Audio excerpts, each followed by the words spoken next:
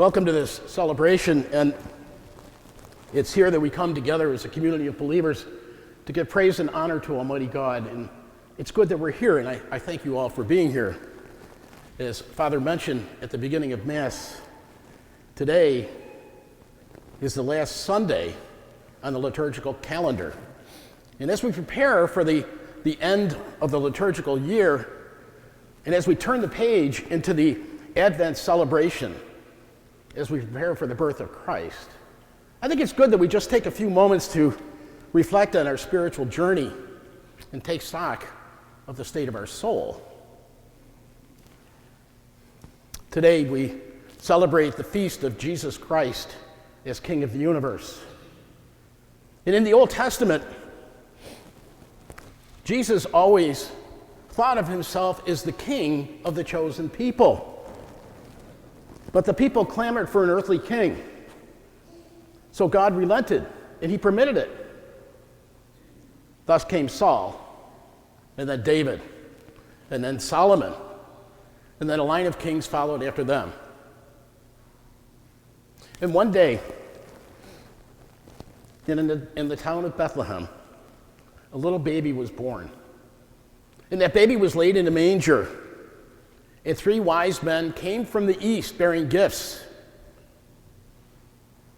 And they came to bid him homage because he was the newborn King of the Jews. My brothers and sisters, we are not meant to be idle bystanders going through life. It's important to realize that God gave us a will and an intellect. And thus we're free to choose God or to choose something else entirely. And we're reminded in the gospel today, and we're reminded in the gospels that we've heard for the last 2 months that speak of the end times, that when we die, we will have a particular judgment with God. And at the end of the world, we will have the final judgment.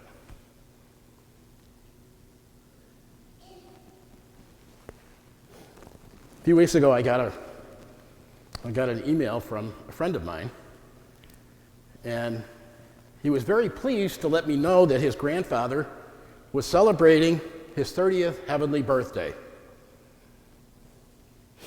And you know, people so often, in an effort to console people, loved ones of those who have died, will affirm that the deceased is in the heavenly realm.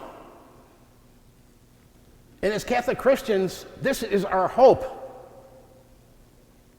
but it's not our assurance. You see, there's only one king. There's only one shepherd.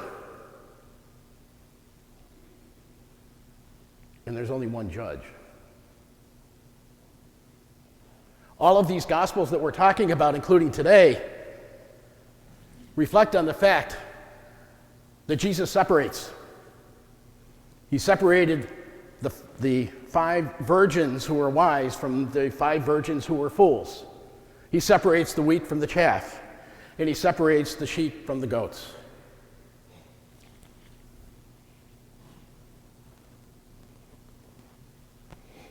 Some years ago, not too long ago, a group of Coptic Christians, these are Catholic people, the church was established by St. Mark, and they boarded a bus in Cairo, and they traveled 35 miles to the east where it was desert, and there happened to be a monastery there.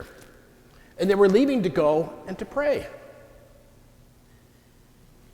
As they were on their way, they were stopped by an Islamic militia. They boarded the bus and ordered everybody to get off the bus and kneel down in the sand. And with a gun to their head, they were asked a question. And the question was, are you a Christian? Every one of them answered yes.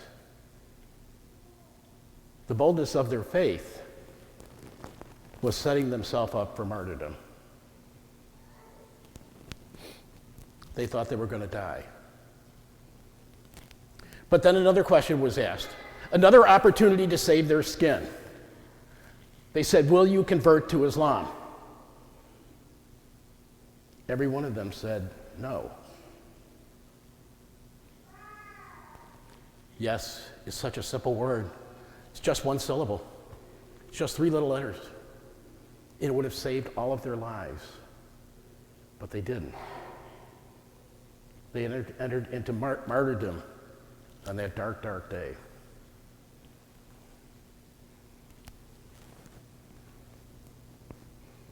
The persecution of Christians around the world is happening at an unprecedented rate. We don't hear about it from the media, but it's happening. And when we think about the fact that this atrocity is taking place on far-off lands, here in our culture, not so much. You see, we've never faced the kind of persecution that we're talking about. But I'm here to tell you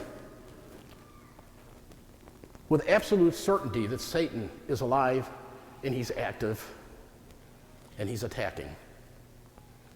And just as he's attacking those devout Christians in far-off lands, he's attacking you and me too, because he's causing us to fall into a pattern of ambivalence. How often we hear, we don't like to drive too far to go to Mass. It's inconvenient. We don't like the fact that the Mass schedule is being changed because now I got to get up earlier. We don't like the fact that the homily is incredibly boring and way too long. It puts me to sleep. We don't like the fact that we even have to show up at Mass. After all, if we're a nice person, doesn't God owe us heaven? I have to ask this question. I don't know what people think, but if people are unwilling to come to God's house here on earth, then how on earth do they expect to get into God's house in heaven?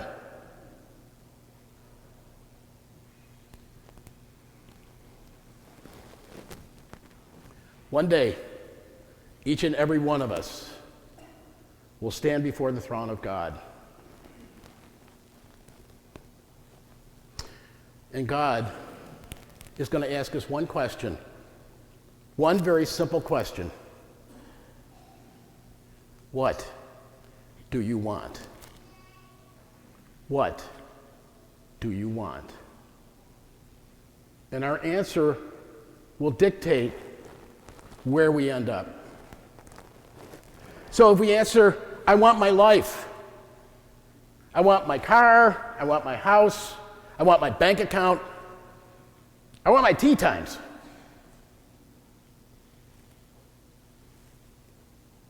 Or we can answer, Jesus, I want you and nothing else. I just want you. All through my life, you've been the answer to every question. You've been the solution to every problem I've been forced to endure.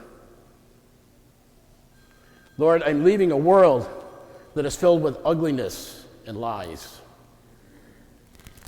And you, Lord, you are the source of everything that is good and true and beautiful. Yes, I want you, Lord. As we begin a new year, it's a good time to reflect on our spiritual journey and to take stock of the state of our soul.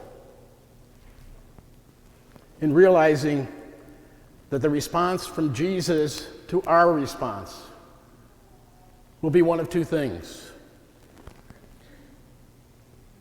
It will either be, well done, my good and faithful servant, inherit the kingdom that was prepared for you from the foundation of the world.